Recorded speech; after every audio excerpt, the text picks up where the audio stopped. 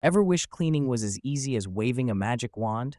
Well, today I'm sharing a DIY cleaner so powerful, it might just make you believe in magic. Take 1 cup of baking soda,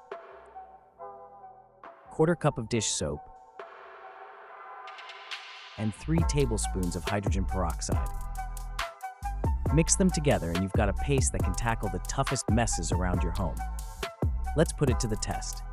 This stove has seen better days. Just apply the paste, spread it evenly, and let it sit for about 10 minutes.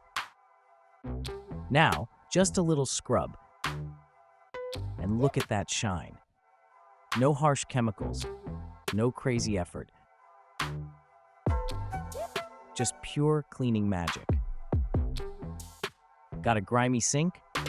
This paste has your back.